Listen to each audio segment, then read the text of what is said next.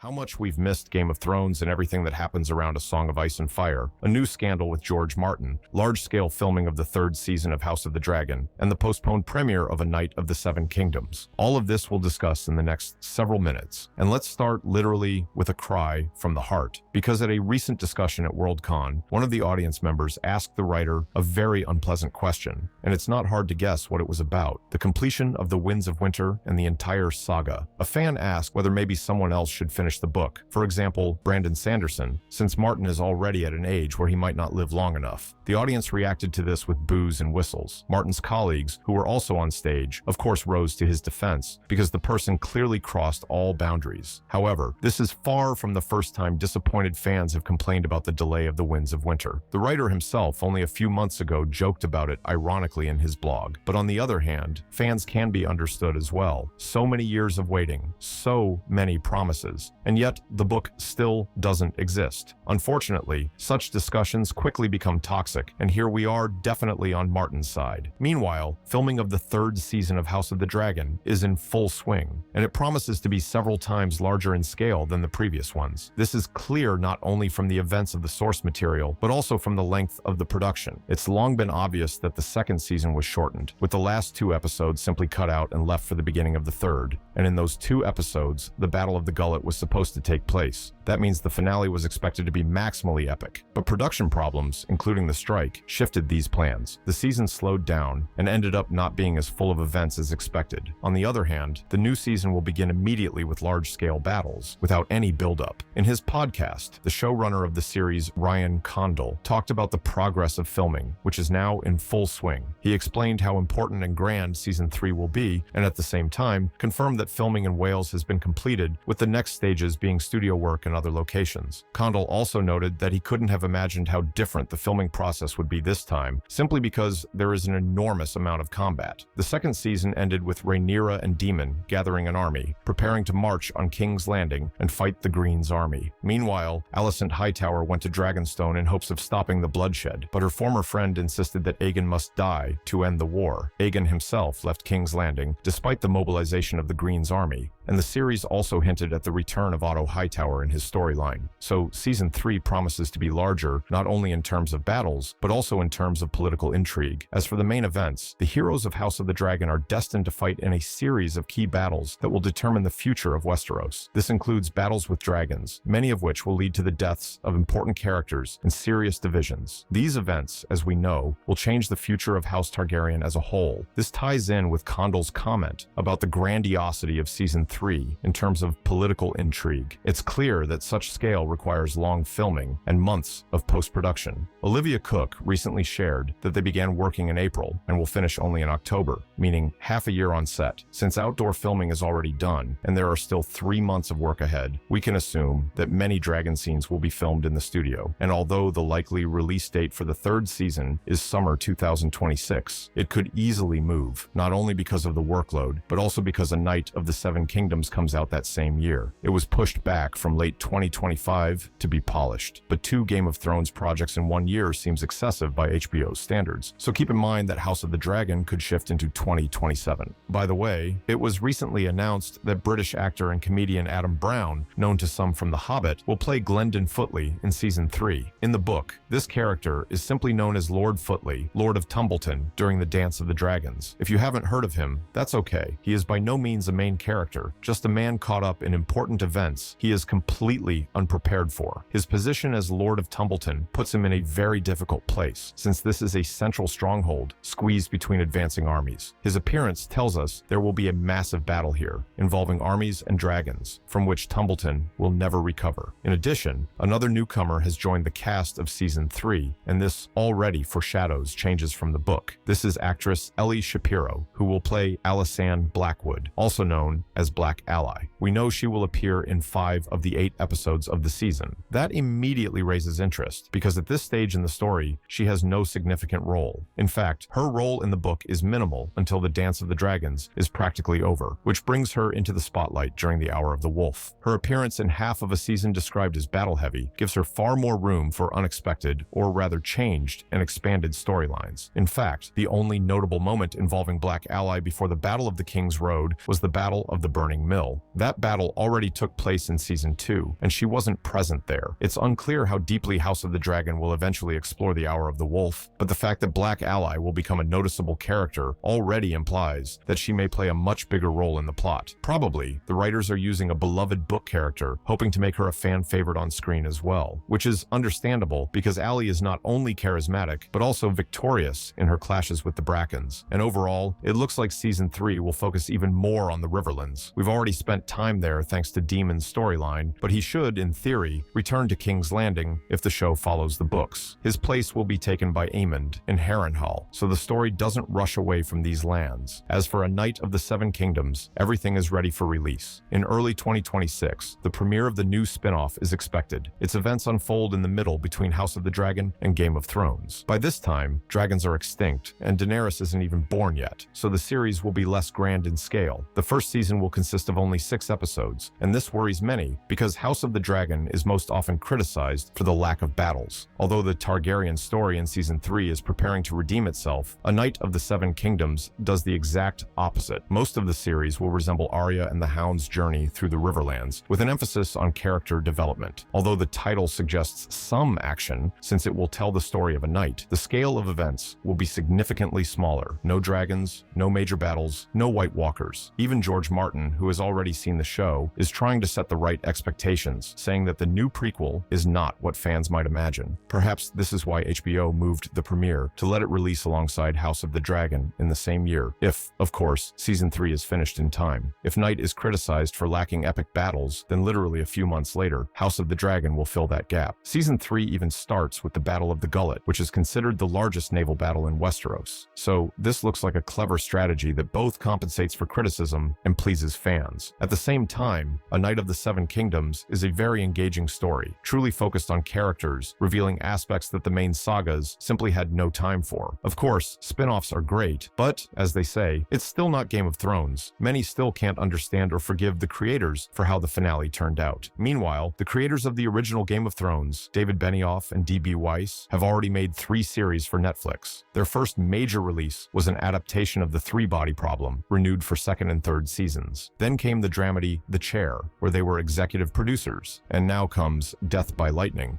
based on the story of President James Garfield, where they are also producers. Any talk of returning to HBO and filming another series to fix things, they try to avoid. However, fans long ago built dozens of theories about how a continuation could appear. Not a reboot, which has been rumored for years, but exactly a continuation of events after the main storyline ended. Kit Harington already tried to launch such a project, focusing it on Jon Snow in the North. Now some fans are discussing the idea that if a 9th season ever happens, Daenerys would definitely return. Not physically, of course, but mentally. Jon would have to deal with the guilt and pain of killing her. But beyond him, even Bran and Tyrion would have to face the consequences for the realm caused by Daenerys' transformation into the Mad Queen. And even if we do get a new story, Season 9 would need to dedicate its first episodes to summing up the finale and Daenerys' legacy. But all of this is wishful thinking, because a 9th season has very slim chances of ever happening. The Jon Snow series never got the green light because it was too tightly tied to the fallout of the finale. Diving again into a hero's suffering is, of course, possible, but without a global threat, everything risks sliding into a soap opera. HBO didn't want to take that risk, which is why they leaned into prequels, where epic events are plentiful. Be that as it may, it's nice that Game of Thrones still lives on, and maybe one day we really will see a continuation. For now, we wait for the prequels and keep following what's happening with this beloved franchise. That's all for today. See you in new videos very soon.